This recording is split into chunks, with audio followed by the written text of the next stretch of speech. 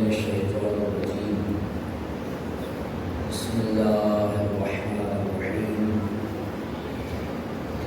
الحمد لله رب العالمين بارئ الخلائق أجمعين فاطر السماوات والأرضين باعث الأنبياء والمرسلين ثم الصلاة والسلام والتحية والإكرام على سيدنا ومولانا أبي القاسم المصطفى محمد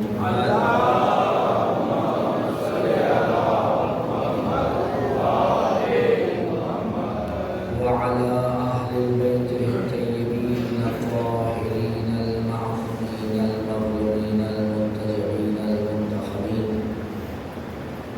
ولعنة الله على أعدائهم أجمعين من الأولين والآخرين يا رب العالمين. أما بعد فقد قال سبحانه وتعالى في محكم كتابه المجيد: أعوذ بالله من الشيطان الرجيم. بسم الله الرحمن الرحيم. إنما يريد الله ليذهب عنكم الرجس أهل البيت ويطهركم تطهيرا.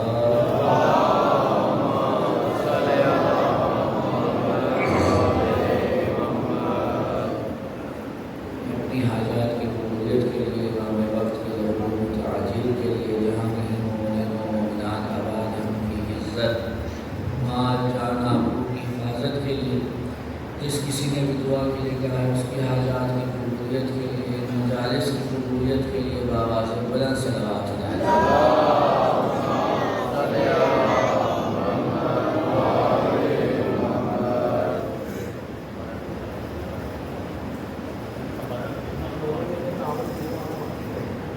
جن مومنین کی جانب سے آج کی مجلس کے تبرک کا بندوبست ہے اور دیگر مجالس میں جو تبرک کا بندوبست ہو رہا ہے اور آئندہ بھی ہوگا، ان سب مومنین کی جانب سے ان کے مضمین ان کے لیے ایک مرتبہ سورہ فاتحہ ہے.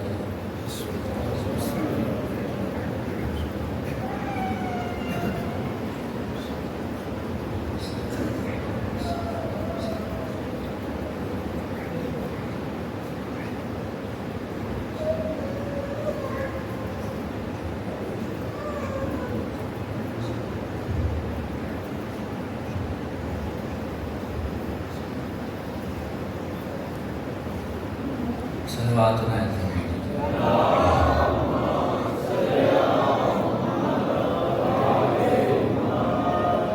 اذان محترم سلسلہ گفتگو کی آج 5ویں نشست ہے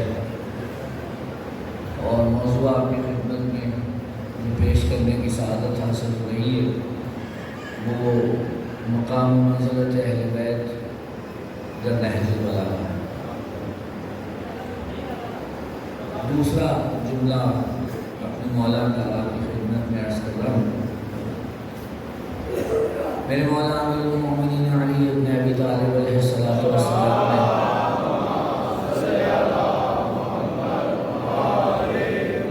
ارشاد فرمایا کہ نحن شجرۃ النبوۃ ومحط الرسالہ، ہم نبوت کا شجرہ ہیں اور رسالت کے اترنے کا مقام ہے. کل اس دوسرے جملے کے کچھ معروضات آپ کی خدمت میں پیش کیے. کل میں عرض کر رہا تھا آپ کی خدمت میں کہ جتنے بھی اس دنیا میں افراد ہیں وہ 2 حصوں میں تقسیم ہوتے ہیں، تیسرا نہیں ہے. ایک وہ ہے جس نے ہدایت لینی ہے اور دوسرا وہ ہے جس نے ہدایت دینی ہے. تیسرا کوئی نہیں ہے. جو ہدایت لیتا ہے اسے امتی کہتے ہیں اور جو ہدایت دیتا ہے اسے ہادی کہتے ہیں، اور اگر دوسرے لفظوں میں کہیں تو جو ہدایت کرتا ہے اسے حجت پروردگار کہتے ہیں۔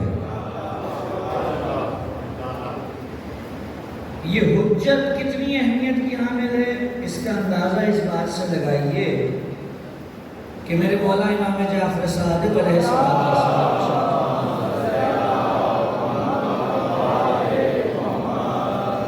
فرماتے ہیں لولا الحجہ لساخت الارض باہلہا، اگر زمین پر حجت خدا نہ ہو تو زمین اپنے ساکنان سمیت دھس جائے گی۔ یعنی زمین کا وجود ہی حجت خدا کے وجود کی وجہ سے ہے۔ اب سوال یہ ہے کہ آج کیا زمین باقی ہے یا نہیں ہے؟ اگر آج زمین بھی باقی ہے اور اہل زمین بھی باقی ہیں تو پھر کوئی ایسا ہے جسے خدا نے باقی رکھا ہوا ہے۔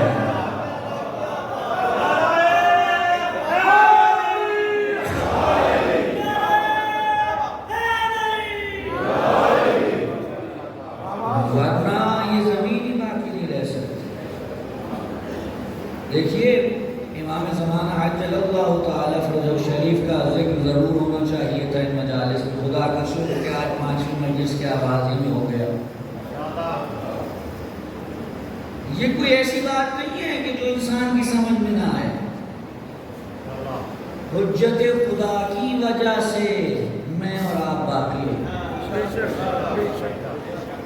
اور یہ بھی ذہن میں رہے کہ میں اور آپ امیر المؤمنین کے ساتھ نہیں اٹھائے جائیں گے، نہ امام حسن و حسین کے ساتھ اٹھائے جائیں گے، ہم نے اٹھایا جانا ہے امام زمانہ کے ساتھ،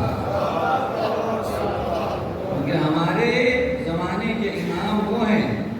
یہ ایک الگ بات ہے کہ شیعوں کو خدا نے یہ سعادت بخشی ہے کہ بروز حشر جب سب لوگوں کو بلایا جائے گا اور قرآن کہتا ہے کہ ہم اس دن ہر شخص کو اس کے امام کے ساتھ بلائیں گے، تو کئی ایسے ہوں گے جو منہ چھپاتے پھر رہے ہوں گے کہ کسے لے کر جائیں، اور ہم تمہارا امام لے کر جائیں۔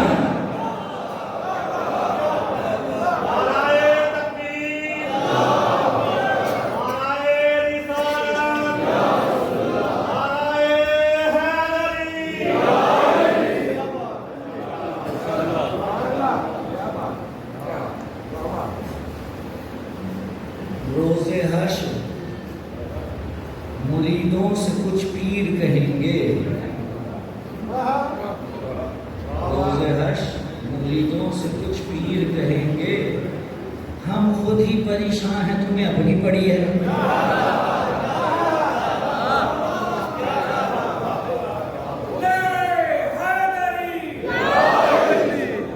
ہم خود ہی پریشان ہیں، تمہیں اپنی پڑی ہے۔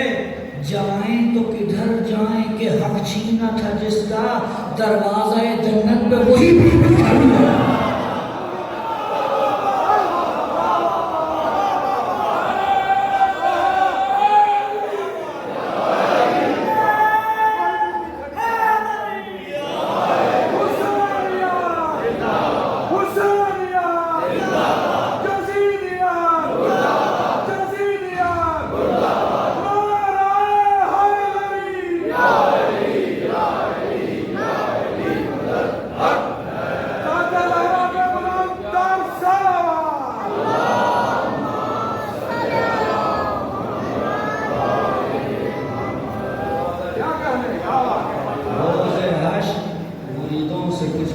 کہیں گے ہم خود ہی پریشان ہیں، تمہیں اپنی پڑی ہے۔ جائیں تو کدھر جائیں کہ حق چھینا تھا جس کا، دروازہ جنت پہ وہی بھی کھڑی ہے۔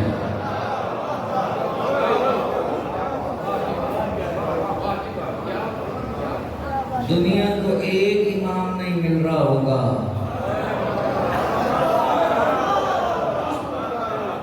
اور ہم 12 امام لے کر چلیں گے۔ محمد وآل محمد۔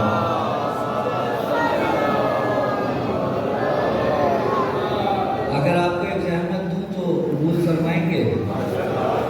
تھوڑا سا آگے تشریف لے آئیے، صلوات پڑھ لیجیے محمد والے محمد۔ آگے آئیے، اندر اور باہر کے موسم میں کوئی زیادہ فرق نہیں ہے، اندر تو پنکھے بھی لگے ہوئے ہیں۔ آ جائیے، تھوڑا آگے آ جائیے، صلوات پڑھے محمد والے محمد۔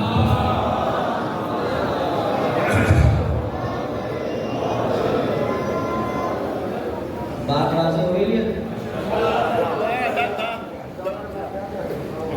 ہم نے کہا جناب، امام نے کیا فرمایا؟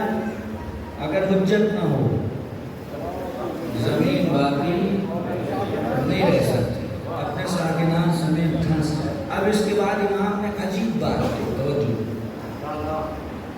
کہا یہ دیکھو، اگر اس دنیا میں فقط 2 لوگ باقی بچے، کتنے جی؟ فقط 2 افراد باقی بچے، تو ان 2 میں سے حتماً ایک حجت خدا ہوگی۔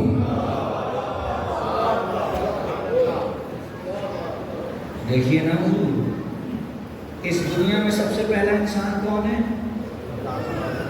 حضرت آدم۔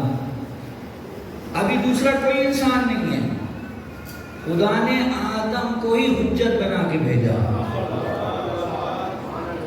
آدم کو ہی ہادی بنا کے بھیجا۔ تو جو خدا انسان کی ہدایت کے سلسلے میں اس قدر محتاط ہے کہ ابھی کوئی ہدایت لینے والا نہیں تھا،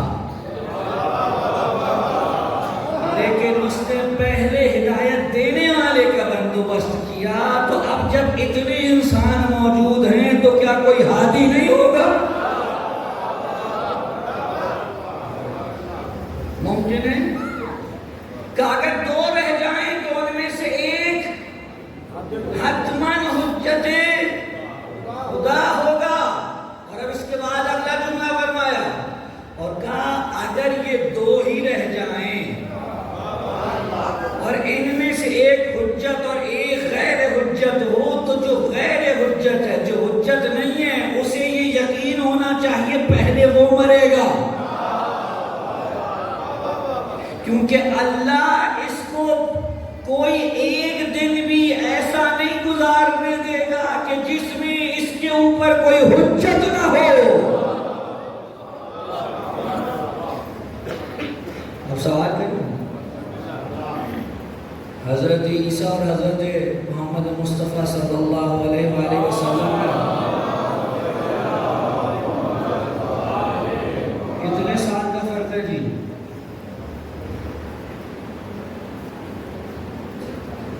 لگ بھگ 550 سے 600 سال کا فرق۔ توجہ فرمائیں، حضرت عیسیٰ اور رسول اللہ، ٹھیک ہو گیا جی؟ سوال یہ ہے کہ حضرت عیسیٰ حجت خدا ہیں یا نہیں ہیں؟ ہیں۔ رسول اللہ ہیں یا نہیں ہیں؟ ہیں۔ میرا فقط اتنا سوال ہے کہ عیسیٰ سے لے کر رسول اللہ تک یہ جو بیچ کا زمانہ ہے، اس میں دنیا باقی تھی یا نہیں تھی؟ تو پھر حجت خدا کون تھا؟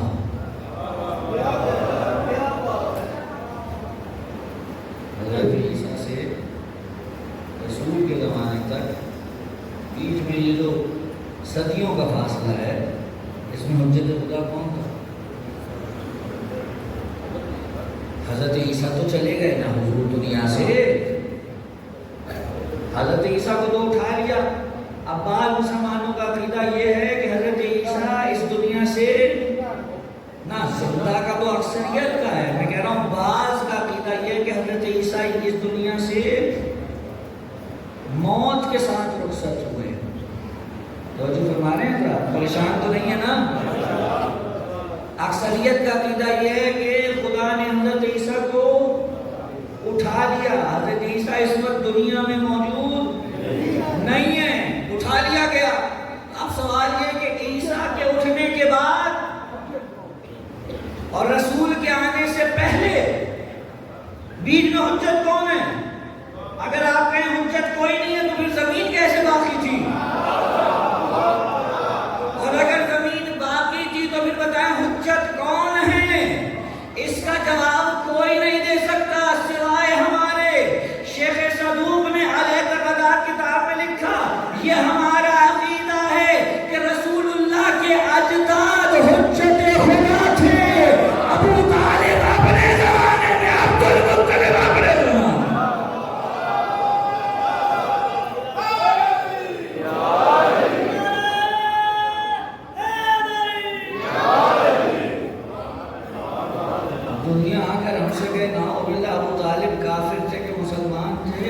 چھوڑو اس بات کو، ابو طالب کے ایمان پہ نہیں، ابو طالب کی ولایت پہ گفتگو کرو۔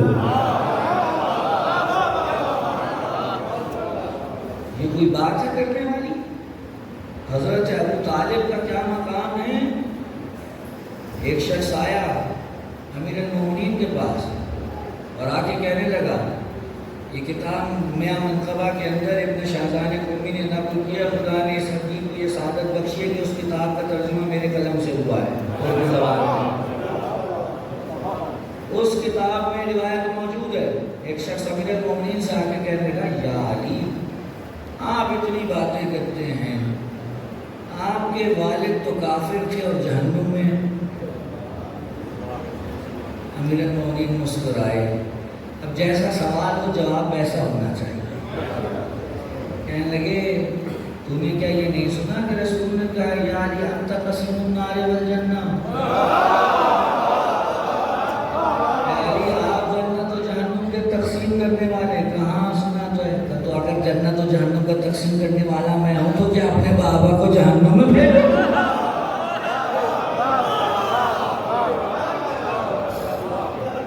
اس کے بعد امام سجاد علیہ السلام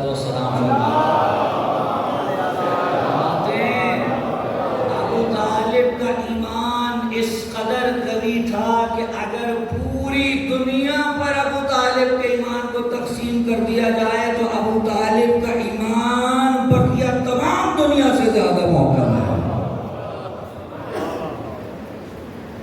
بات کہاں سے چلی کہاں آ گئی؟ میں عرض کر رہا تھا حجت کا ہونا ضروری ہے، یہ میں نے جان کر بات کی تاکہ اگر کسی کے دماغ میں یہ سوال آئے کہ جناب اگر ہر زمانے میں ہوتا ہے تو پھر اس زمانے میں کون تھا، تو یہ ذہن میں رہے کہ حجت ہمیشہ ہے۔ نہج البلاغہ میں میرے سرکار امیر المومنین علی ابن ابی طالب علیہ السلام کے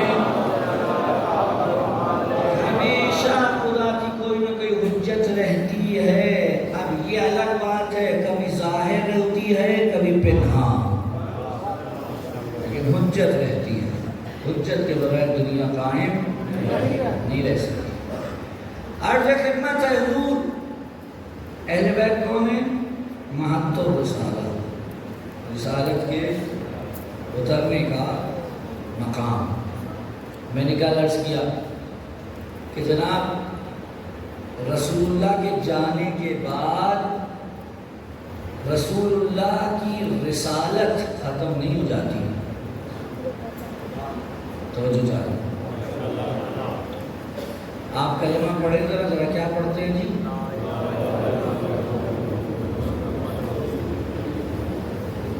کوئی معبود نہیں سوائے اللہ کے، اور محمد اللہ کے رسول تھے۔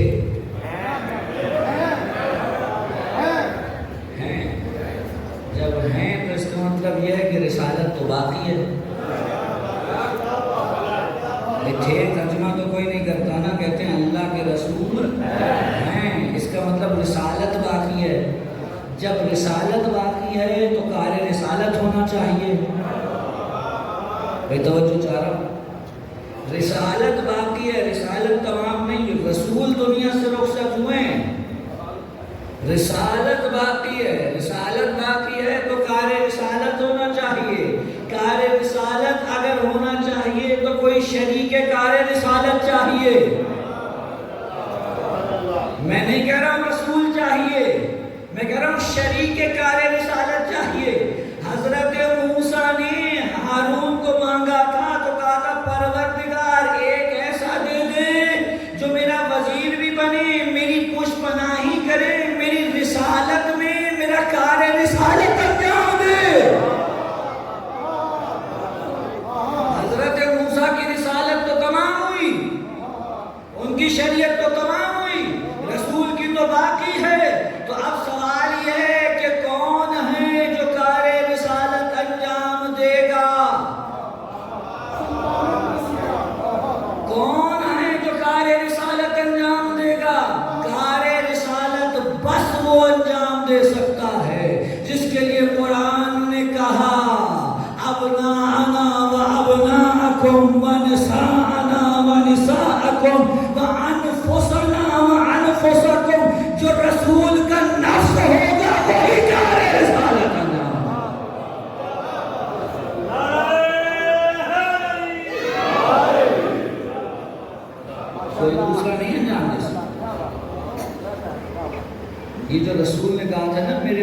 12 خلیفہ ہوں گے. بخاری مسلم کی روایت ہے. اور جو ہے یہ وہ روایت ہے کہ جو بخاری اور مسلم میں بھی موجود ہے. رسول اللہ کہا میرے بعد کتنے خلیفہ ہوں گے؟ 12. چیلنج ہے، تحدی، کوئی اسلامی فرقہ اپنے 12 پورے کر کے دکھائے.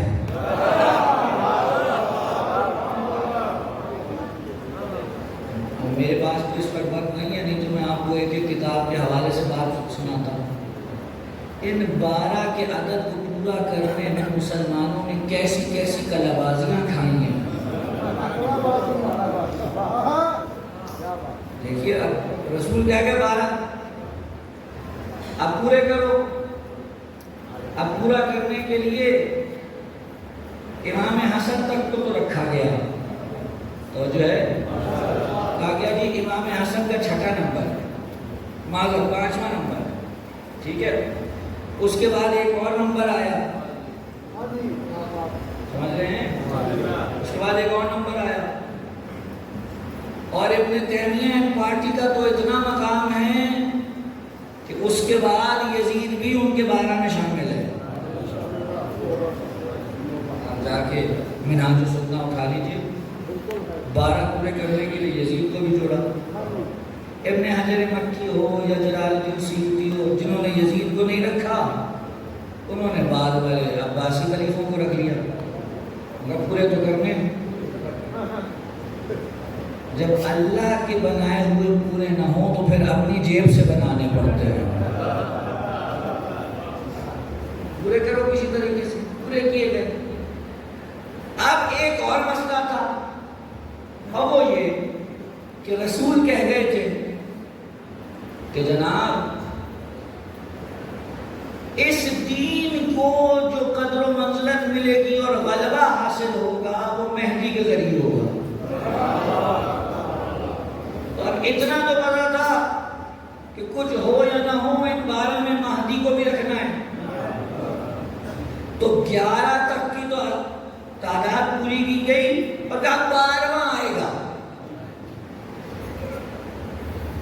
جس حساب سے آپ نے 11 مرتب کیے ہیں اس حساب سے تو 12واں کبھی نہیں آئے گا. تو جو ہمارے یہ کیا بات ہوئی؟ کہیں گیٹ کہیں گروڑا، آگے والا آپ کو جانتے ہیں. صلوات پڑھے محمد والا.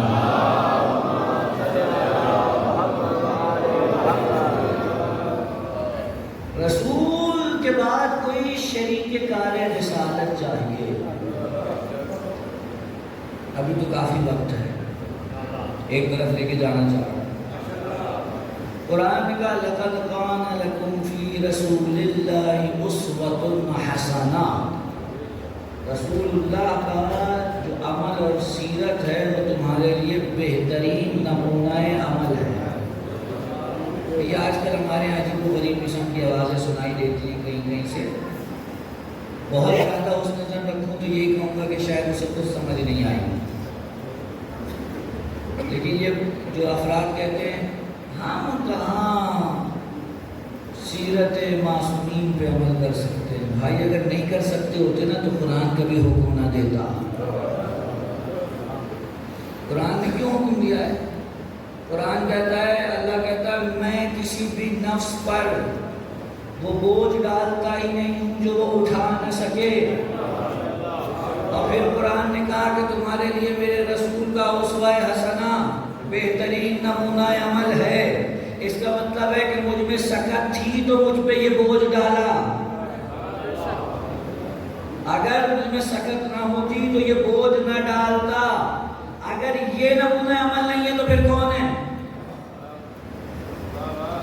پھر کس کے پیچھے چلنا ہے جناب؟ اس میں کوئی شک نہیں ہے کہ ہم معصوم نہیں ہیں. معصوم وہی ہے، کوئی معصوم نہیں ہے ان کے علاوہ. لیکن اس کا یہ بھی مطلب نہیں ہے کہ ہم ان کی سیرت پہ بالکل ہی نہیں چل سکتے.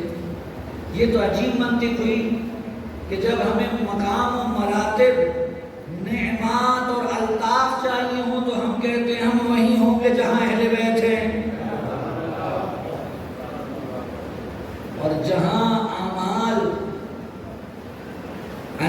دینے کی بات آئے اور سیرت پہ چلنے کی بات آئے تو ہم کہتے ہیں نہیں جناب، ہم تو اپنی مرضی کریں گے، ہم کہاں وہ کہاں۔ حضور آپ سب کے لیے مجھ سمیت سیرت معصومین بہترین نمونہ عمل ہے، اس کے علاوہ آپ کو کوئی نمونہ عمل نہیں مل سکتا، اور آپ ان کی سیرت پہ عمل پیرا ہو سکتے ہیں۔ این ممکن ہے کہ پہلے دن کوئی یہ کہے کہ میں ساری سیرت پہ ایک ساتھ عمل نہیں کر سکتا ہوں، یقیناً وقت لگتا ہے کسی درجے تک پہنچنے کے لیے، لیکن یہ نہیں ہے کہ کلی طور پہ آپ اس کا انکار کر دیجیے۔ بہرحال یہ جملہ معترضہ تھا جو آگے صلوات پڑھیے محمد والا۔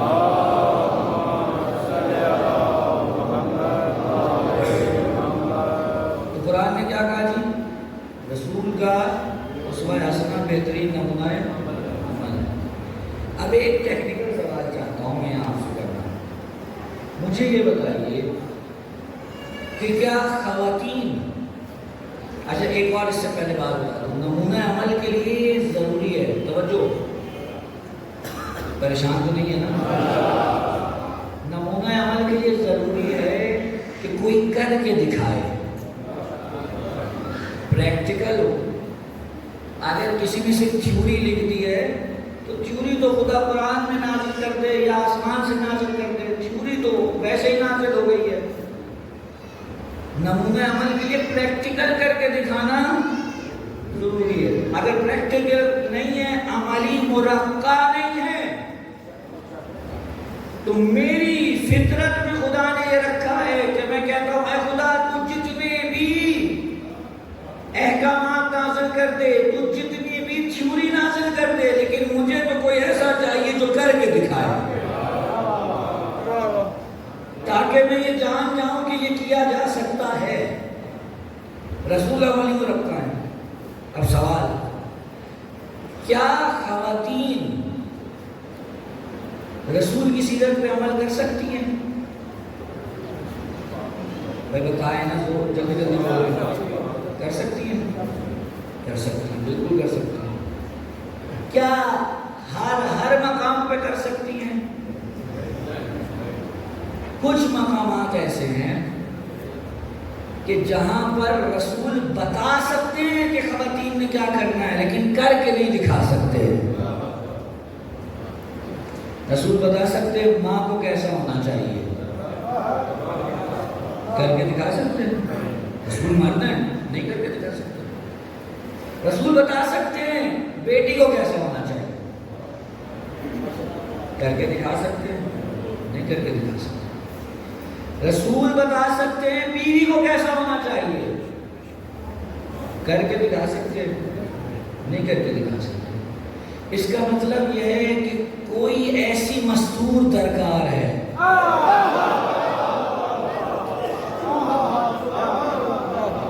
کہ جو عمل کر کے دکھائے، عمل وہ کر رہی ہو، خواتین اس کے عمل پہ عمل کریں، لکھا سیرت رسول میں جا رہا ہو۔ توجہ چاہتے ہیں؟ اگر یہ بات سمجھ میں آ گئی تو اب پھر جملہ دوہرا دوں، اسے کہتے ہیں شریک کار رسالت ہونا۔ شریک رسول نہیں کہہ رہے ہم، نہ فاطمہ نہ عبیدہ رسول ہے، نہ علی، نہ دیگر کوئی نام، نہ رسول نہیں ہے، رسالت تمام ہو گئی، لیکن شریک کار رسالت ہیں، کر کے بتا رہے ہیں۔ جناب زہرا کر کے بتا رہی ہیں یہ ہونا چاہیے، ایسے ہی نہیں کہہ دیا تھا فاطمہ تو بضعۃ منی، فاطمہ میرا ٹکڑا ہے۔ جب تک جناب زہرا کو بیچ میں نہیں رکھیں گے اس آیت کی تفسیر مکمل نہیں ہو سکتی۔ یہ ہے شریک کار رسالت ہونا، اور یہ صرف جناب زہرا تک نہیں ہے، امیر المومنین بھی ایسے ہیں۔ دیکھیے کئی مقامات ایسے ہیں جو رسول اپنے 23 سالہ تنیور میں نہیں بتا سکتے، نبوت کے دور میں نہیں بتا سکتے۔ اب وہ کون بتائے گا؟ علی بتائیں گے۔ علی نہیں بتا سکے تو کون بتائے گا؟ حسن بتائیں گے۔ حسن نہیں بتا سکے تو کون بتائے گا؟ حسین بتائیں گے. حسین نہیں بتا سکے تو کون بتائے گا؟ امام سجاد بتائیں گے. امام سجاد کو موقع نہیں ملے گا تدریس کا تو امام باقر اور امام صادق تدریس کی محفل لگائیں گے اور وہ تمام احکامات جنہیں بھلا دیا گیا تھا امام باقر اور صادق علیہ السلام تعلیم دیں گے. عجیب مرحلہ فکر ہے. رسول اللہ کا بھی لقب صادق تھا. امام جعفر صادق کا لقب بھی صادق ہے. ہیں تو سارے ہی صادق لیکن ان دونوں کے القاب صادق ہیں. اور قدرت کا بندوبست تو دیکھیے وہ پہلا صادق بھی 17 ربیع الاول کو آیا تھا. یہ صادق بھی 17 ربیع الاول کو آیا ہے. شاید قدرت یہ انتظام کر رہی تھی. پہلا صادق جب آیا تھا اس نے دین پہنچایا تھا. بیچ میں بہت سے جھوٹوں نے آ کر دین برباد کر دیا. اب ایک نیا صادق آ کر دین بچائے گا.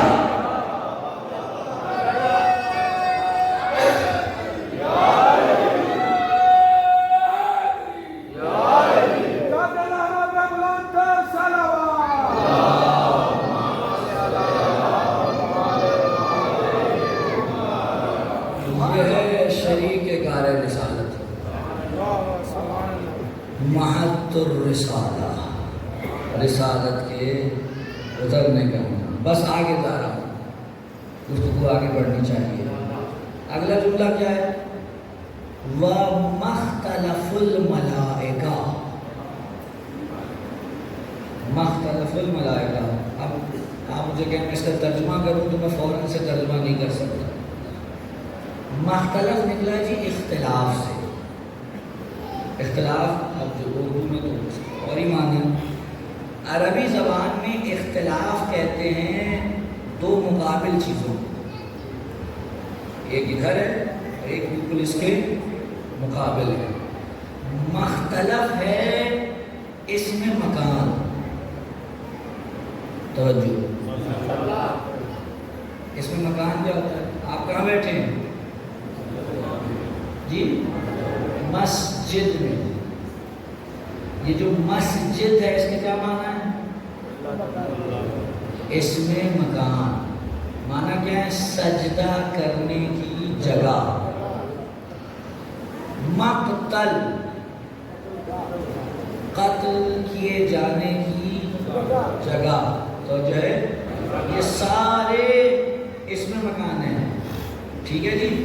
مجلس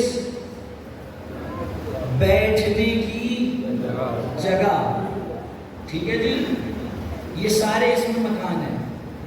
مختلف اس میں مکان.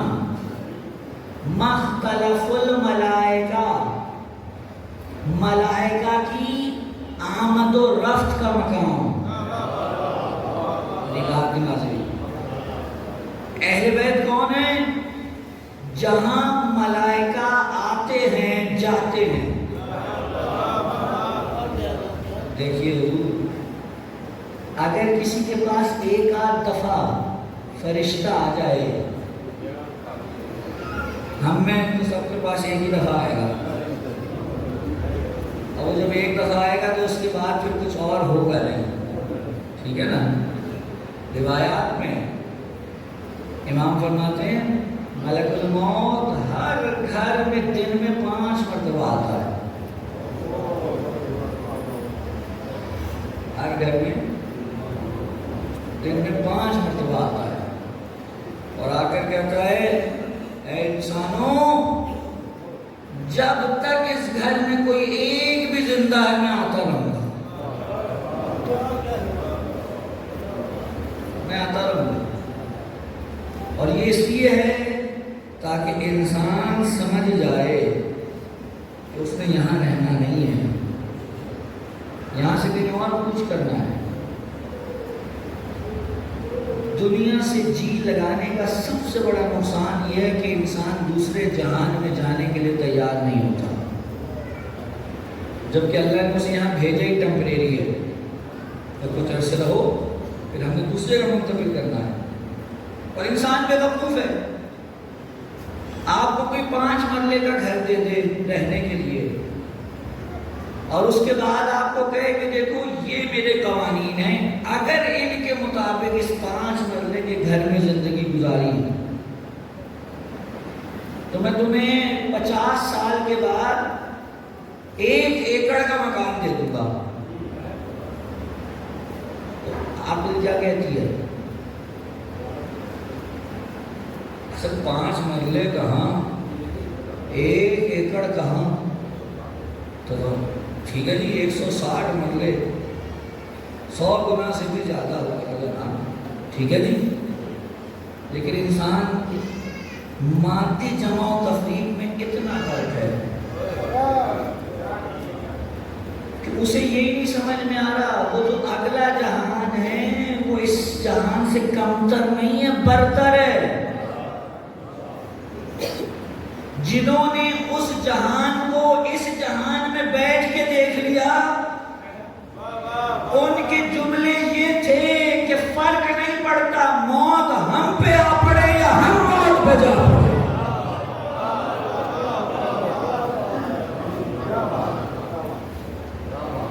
اور جنہوں نے اس جہان کو ہی بس حرف آخر سمجھ لیا وہ کیا کہتے ہیں؟ وہ کچھ بھی کر لیں یہاں سے جانے کو تیار نہیں ہے. میں گاڑی میں آتا ہوں فیصل آباد سے روز، اگر ابھی آج کا چل بھی رہی ہے پیٹرول کی اسٹرائک ہو جائے، ٹھیک ہے جی، پیٹرول کی اسٹرائک ہو جائے، ہڑتال ہو جائے اور رات کو چلنے سے پہلے میں نے پیٹرول نہ بھروایا تو کیا ہوگا؟ پہنچنا تو دور کی بات ہے، میں چلوں گا ہی نہیں وہاں سے. میں کہوں گا بھائی میرے پاس ذات راہ نہیں ہے. معلومہ انسان کسی بڑے سفر پہ جانے سے اس وقت گھبراتا ہے جب ذات راہ نہ ہو.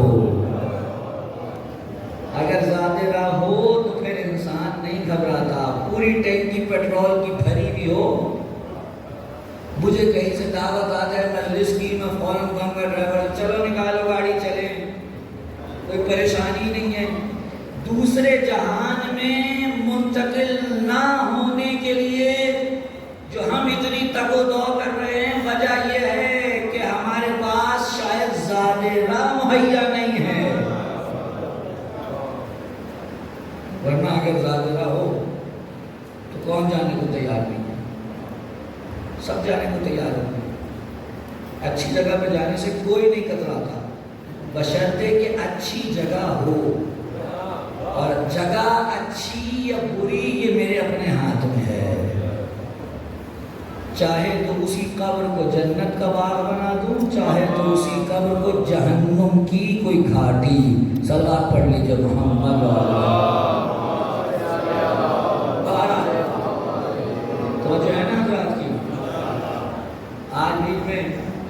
سخت باتیں زیادہ کہتی میں نے زیادہ ہو گیا ہے. کوئی بات نہیں، کبھی کبھی خشک بھی ہونا چاہیے. خشک نہیں ہوگا تو تر کیسے پتا چلے گا؟ کیسے ہوگا؟ اگر تو میں اپنی طرف سے بیان کر رہا ہوں تو آپ مجھے کہہ سکتے ہیں. میں نے تو اپنی طرف سے کچھ بیان نہیں کیا، میں تو وہی بیان کر رہا ہوں جو میرے امام نے بیان کیا. آپ جا کے نہجی بلاغہ اٹھا لیجیے، آپ کو پتا چل جائے گا علی نے کتنا جھڑکا ہے مقام مقام پہ. جھڑکا ہے، بار بار کہتے تھے یہ تم کیا کر رہے ہو، یہ تم کیا کر رہے ہو، یہ تم کیا کر رہے ہو. یہ ذہن میں رکھیے گا، جس کو بھی آپ کی پرواہ ہوگی، جس کے دل میں آپ کا درد ہوگا اور جو یہ چاہتا ہوگا کہ آپ کہیں ادھر ادھر نہ ہو، وہ مقام مقام پہ ٹوکے گا. جو آپ کا خیر خواہ ہوگا وہ آپ کو ٹوکے گا، اور جو آئے گا صرف اس لیے کہ اپنا الو سیدھا کرے وہ آپ کو نہیں ٹوکے گا. بعد رسول یہی تو ہوا، جو اپنا الو سیدھا کرنے آئے تھے انہوں نے اپنا حساب کتاب درست کیا اور امت کو ایسے ہی اندھیروں میں ظلمات میں چھوڑ کے چلے گئے۔ لیکن جب علی آئے تو 25 سال کا وقت گزرنے کے بعد عوام اس قدر اندھیروں میں جا چکی تھی کہ اب علی جیسے کی بات کا اثر نہیں ہو رہا۔ آپ جانتے ہیں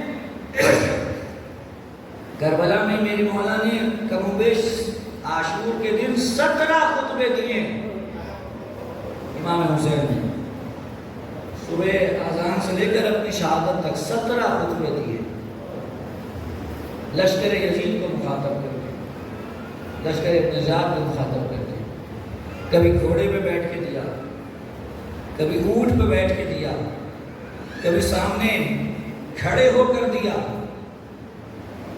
اور ایک خطبہ جب ارشاد فرما رہے تھے تو یزید اور ابن سعد نے لوگوں سے کہا شور مچاؤ، لوگوں کے کانوں میں حسین کی آواز نہ جائے۔ اور جب شور اٹھا اور اتنا اٹھا کہ امام حسین کی آواز دب گئی تو امام حسین نے مخاطب کر کے جانتے کیا کہا تھا؟ کہا تھا تم پہ حسین کی بات کا اثر اس لیے نہیں ہو رہا کیونکہ تمہارے پیٹ میں حرام کا لقمہ ہے، ورنہ حسین اور بات اثر نہ کرے۔ اور بے شک لشکر یزید میں تھے لیکن لقمہ حرام نہیں کھایا تھا، اس لیے حسین کی بات اثر کر گئی۔ زہیر بے شک اس لشکر میں تھے لیکن لقمہ حرام نہیں کھایا تھا، اس لیے حسین کی بات اثر کر گئی۔ بہرحال میں عرض کر رہا تھا مختلف الملائکہ، ملائکہ کے آنے جانے کا مقام، اگر کسی کے پاس ایک آدھ دفعہ ملائکہ میں سے کوئی ملک آ جائے، کوئی فرشتہ آ جائے، وہ مختلف الملائکہ نہیں بنتا۔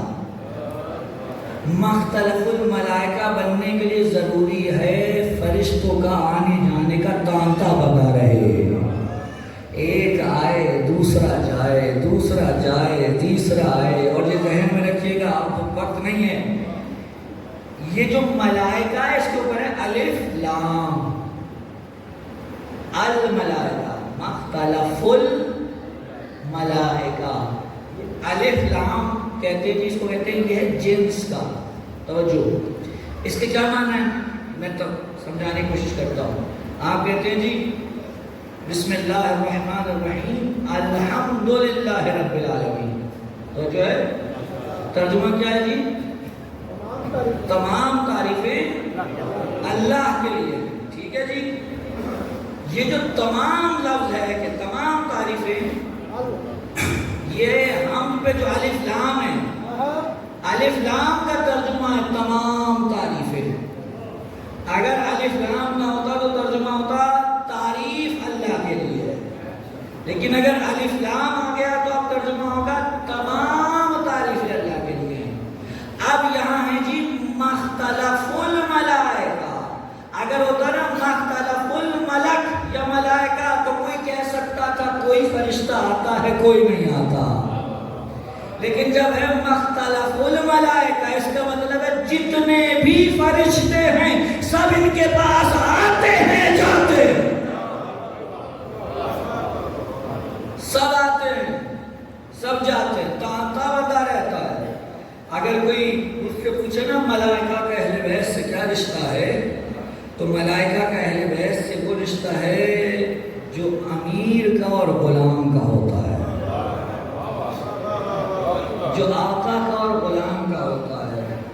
ایک مرتبہ جناب سلمان فارسی گھر میں آئے اور آ کر کیا دیکھا کہ امام حسین گریہ فرما رہے ہیں، چھوٹے ہیں، حضرت زہرا چکی چلا رہی ہیں، گھر کے کام کر رہی ہیں۔ آئے کہنے لگے دختر رسول ایک گزارش کرنا چاہتا ہوں۔ کہا فرمائیے چچا سلمان کیا کہنا چاہتے ہیں؟ کہا دیکھیے حسین بھی رو رہے ہیں، گھر میں کھانا بھی پک رہا ہے، چکی بھی چل رہی ہے، یہ سارے کام آپ کیسے کریں گی؟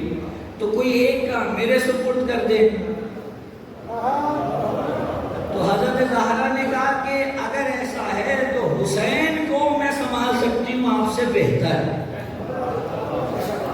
آپ چکی چلا لیجئے۔ سلمان نے چکی چلانا شروع کی، کچھ دیر چلائی تھی کہ بلال نے اذان دی۔ سلمان اٹھے کہ جا کے رسول کے پیچھے نماز پڑھ لوں، نماز پڑھ کر فوراً واپس آئے کہ جو کام ادھورا چھوڑا تھا وہ پورا کر لوں۔ اب جو واپس آئے تو دیکھتے ہیں چلانے والا نظر نہیں آ رہا لیکن چکی چل رہی ہے۔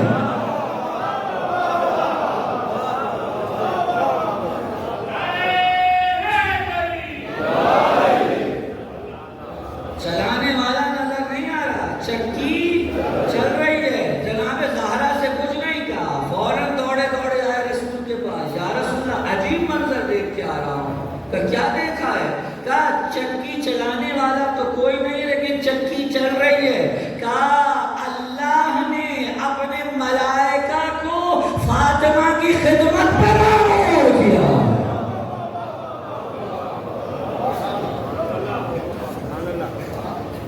مختلف الملائکہ، آنے جانے کا یہ ذہن میں رکھیے گا۔ اچھا وہی مجھے بات یاد آ گئی، یہ مختلف کا جو ترجمہ میں نے کیا نا آنے جانے کا مقام، یہ نہ سمجھیے گا کہ کوئی مکان ہے کہ اگر اہل بیت وہاں ہوں گے تو بس ادھر فرشتے آئیں گے۔ کوئی یہ سمجھے مدینے میں رسول کے گھر میں ہیں تو فرشتے آئیں گے، اور اگر کہیں اور چلے جائیں گے تو نہیں آئیں گے۔ اہل بیت کے آنے جانے کا مکان ہے، فرشتے اہل بیت کے پاس آتے ہیں، یہ مکان خود اہل بیت ہے، یہ مکان خود اہل بیت ہے، نہ کہ کسی مکان میں اہل بیت ہے۔ یہ بات پہنچ رہی ہے نہیں؟ اہل بیت خود وہ مکان ہے جہاں اہل فرشتے آتے ہیں، اس لیے اگر کربلا میں ہوں تو وہاں آئیں گے، نجف میں ہوں تو وہاں آئیں گے، مشہد میں ہوں تو وہاں آئیں گے۔ خدا نے جب مجھے سعادت بخشی تھی 2005 میں پہلی مرتبہ مشہد میں امام رضا علیہ السلام کے حرم زیارت کے لیے گیا۔ اس وقت مجھے فارسی نہیں آتی تھی، تو میں جب گیا تو وہاں ایک مقام تھا، زری کے اوپر ایک بہت بڑا سا فریم لگا ہوا تھا اور لوگ وہاں زیارت کر رہے تھے۔ ہمارے ساتھ ایک مولانا تھے، میں نے ان سے پوچھا یہ کیا لکھا ہوا ہے؟ تو انہوں نے فارسی سے اردو میں ترجمہ کر کے بتایا یہ لکھا ہوا اس مقام کا احترام کیجئے، یہ ملائکہ کے آنے جانے کا مقام۔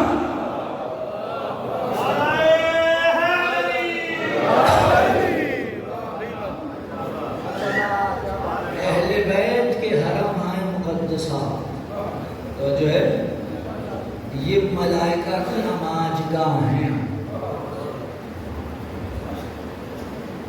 ملائکہ تو وہ ہیں جن کے لیے امام رضا علیہ السلام فرماتے ہیں بھرپور انداز سے صلوات پڑھیں محمد وآل محمد۔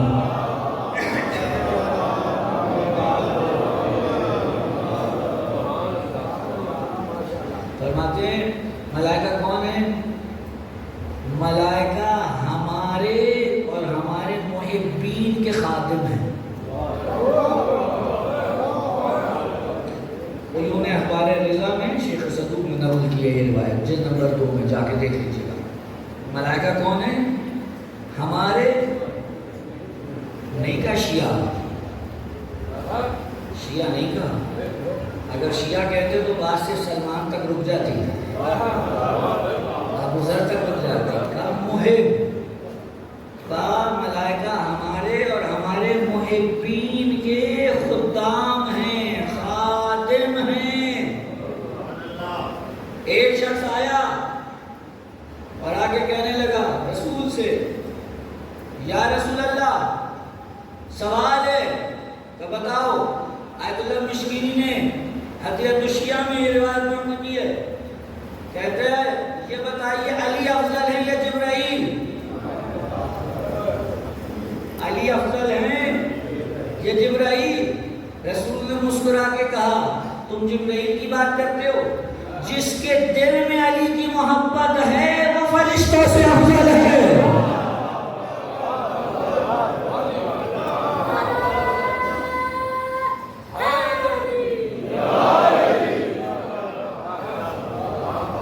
جس کے دل میں علی کی محبت ہے فرشتے آتے جاتے رہتے ہیں.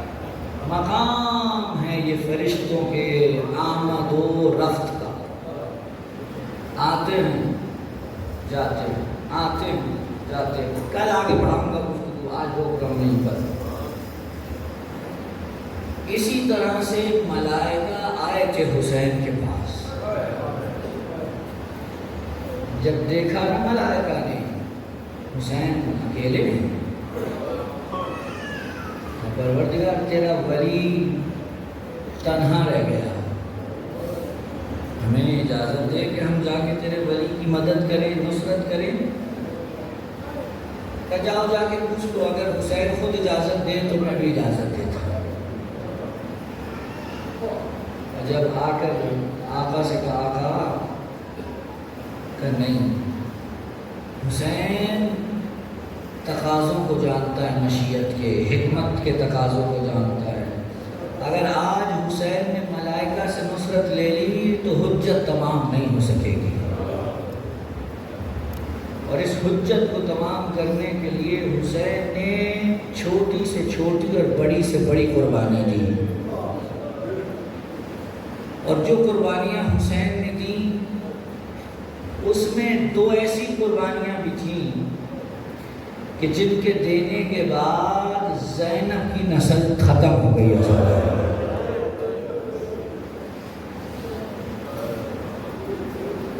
جب مدینے سے چلے نا تو حضرت عبداللہ ابن جعفر طیار نے کہا زینب آپ جا رہی ہیں، میں بے وجوہ نہیں جا سکتا، لیکن یہ اپنے بچے دے رہا ہوں اون و محمد، اگر کبھی حسین پہ کوئی مشکل وقت آ جائے تو ایک کو اپنی طرف سے قربان کر دیجئے گا اور ایک کو میری طرف سے. اب اون و محمد کے دماغ میں تو ہوگا کہ ہم چلے ہی اس مقصد کے لیے ہیں کہ جب کوئی مشکل آئے ہم اپنے ماموں کا صدقہ ہیں. عزادارو شب عاشور حسین مختلف خیموں میں جاتے تھے، دیکھتے تھے کیا حالات ہیں. سارے خیموں کے حالات تقریباً ایک سے تھے. کسی خیمے میں ایک 18 سال کا کڑیل جوان اپنی ماں کے سامنے بیٹھا ہے، کسی خیمے میں 13 سال کا نوجوان اپنی ماں کے سامنے بیٹھا ہے، اور مائیں اپنے بچوں کو نصیحتیں کر رہی ہیں، بیٹا کل حسین پہ بڑا سخت وقت ہے، ہماری عزت رکھ لینا. ایک ایسی بیوی بھی تھی جو ایک جھولے کے ساتھ بیٹھی ہوئی تھی اور کہہ رہی تھی علی اصغر کاش تو بھی اتنا بڑا ہوتا کہ تلوار حمائل کر کے میدان میں جاتا. ہر خیمے کا تقریباً ایک سا رخ تھا، لیکن ایک خیمہ بالکل مختلف. حسین گئے تو کیا دیکھتے ہیں، 2 بچے سر جھکائے بیٹھے ہیں اور ماں پیار سے نہیں جلال میں بات کر رہی ہے اور کہہ رہی ہے اے اون محمد اگر کل علی اکبر تم سے پہلے چلے گئے تو دودھ نہیں بخشوں گی.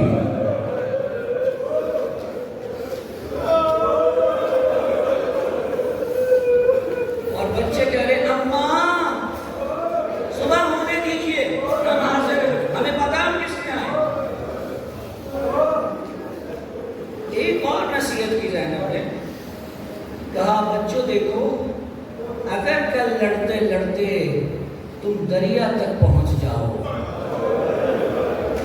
تو پانی کو ہاتھ نہ لگانا، اگر پانی پی لیا تو زینب سے کوئی امید نہیں رکھنا. عزادارو صبح عاشور ہوئی، اہل بیت جانا چاہتے تھے، اصحاب سامنے آ گئے، کہا جب تک ہم موجود ہیں بنی ہاشم کو نہیں جانے دے سکتے. اصحاب گئے، جہاد شجاعت دی، شہید ہو گئے۔ اب بات آئی اہل بیت پر، ابھی کوئی گیا نہیں ہے اہل بیت میں سے۔ اتنے میں کیا ہوا، جناب زینب اپنے خیمے کے در پہ آئیں اور پردہ ہٹا کر میدان کا معائنہ کر رہی تھی کہ دیکھا سامنے سے اون و محمد گزرے۔ کارما فضا ذرا ان دونوں کو بلا کے تو لانا۔ بچے خیمے میں آئے، ماں کا مزاج بدلا ہوا ہے، کہیے میں کیا دیکھ رہی ہوں اون و محمد، تم ابھی تک زندہ ہو؟ ہاں جوڑ، اماں ہم نے تو بتیری اجازت مانگی ماموں سے، ماموں اجازت ہی نہیں دے رہے۔ اچھا یہ بات ہے، اما فضا جاؤ ماں جائے حسین کو بلا۔ آقا حسین آئے، زینب حسین کے سامنے دو زانوں ہو کے بیٹھ گئی کہ بھیا لگتا ہے بہن کی قربانی قبول نہیں ہے۔ کہ کیا مطلب؟ کہ میرے بچوں کو تم اجازت نہیں دیتے؟ کہ بہنا کیسے اجازت دے دوں، تمہاری اولاد ہے یہ، میں کیسے اجازت دے دوں؟ کہ بھیا سب کی قربانی قبول، بس زینب کی قربانی قبول نہیں ہے۔ نہیں ایسی کوئی بات نہیں ہے۔ کہ تو پھر زینب کہہ رہی ہے اجازت دے دو۔ اداروں مجھے نہیں پتا حسین نے کیسے اجازت دی، لیکن مقاتل لکھتے ہیں دونوں شہزادے اتنے چھوٹے تھے کہ خود گھوڑے پہ سوار نہیں ہو سکے۔ ایک کو حسین نے سوار کرایا، دوسرے کو عباس نے۔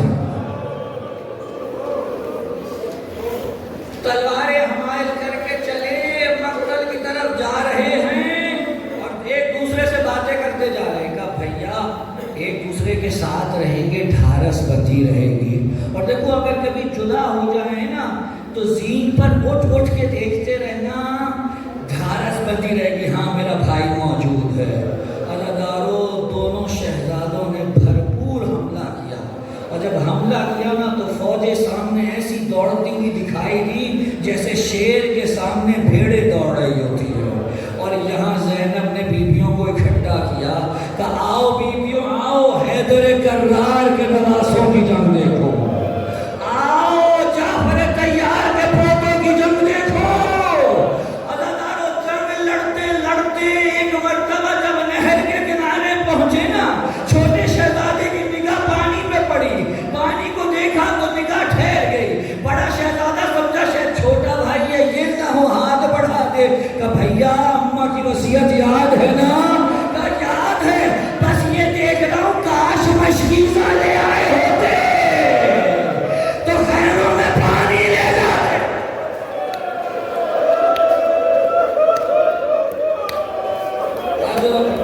مشکیزہ لے آتے، مارے زینب تیرے بچوں کی وفا۔ عزادارو بے پناہ جنگ، اور جب دیکھا نا سامنے سے مقابلہ نہیں ہو رہا، ابن سعد نے چیخ کے کہا تمہیں معلوم نہیں ہے یہ کس خاندان کے بچے ہیں؟ تمہیں پتہ نہیں یہ کس کے پوتے ہیں، کس کے نواسے ہیں؟ ان کو چاروں طرف سے گھیر کے مارو۔ عزادارو چاروں طرف سے تیر برسنے لگے۔ جب تیر برسے نا ایک شہزادہ ایک طرف چلا گیا، دوسرا دوسری طرف چلا گیا، بیچ میں فوج حائل ہو گئی۔ اتنے تیر برسے کہ اب شہزادوں سے زین پہ سنبھلا نہیں گیا۔ یہ مقتل کے جملے ہیں، جتنے بھی شہید تھے جب زمین پہ گرتے تھے تو کہتے تھے السلام علیکہ یا ابا عبداللہ، ہمارا آخری سلام۔ یہ اتنے چھوٹے تھے، جب زمین پہ گرے تو پہلا جملہ یہ نکلا ماموں ہم گر گئے۔ ایک طرف سے حسین دوڑے، دوسری طرف سے عباس دوڑے، دونوں کو اٹھایا، خیمے میں لائے، خیمے میں لا کے لاشیں رکھی۔ اب کہتے ہیں کہ حسین نے ایک طرف اون کو لٹایا، دوسری طرف محمد کو، درمیان میں خود لیٹ گئے، درمیان میں خود لیٹ گئے۔ اس کے بعد اٹھے، کبھی اپنا رخسار اون کے رخسار پر رکھتے، کبھی اپنا رخسار محمد کے رخسار پر رکھتے۔ اسی سنا میں حسین نے دیکھا ساری بیویاں ہیں، زینب دکھائی نہیں دیتی۔ زینب کہاں ہے؟ کہا وہ اپنے خیمے میں۔ حسین گئے، دیکھا زینب سجدہ شکر میں گری۔ مالک تیرا شکر ہے، میری قربانی قبول قبول ہو گئی. کہا آؤ بہن تمہارے بچے آ گئے. زینب خیمے میں آئی, دیکھا بچوں کی لاشیں پڑی ہوئی ہیں. زینب صبر کا پہاڑ بن کے کھڑی ہے. ہزارہ لوگ. اتنے میں کسی بیوی نے کہا زینب آگے بڑھو, ابھی چھوٹا شہزادہ زندہ ہے, اس کے لب ہل رہے ہیں, لگتا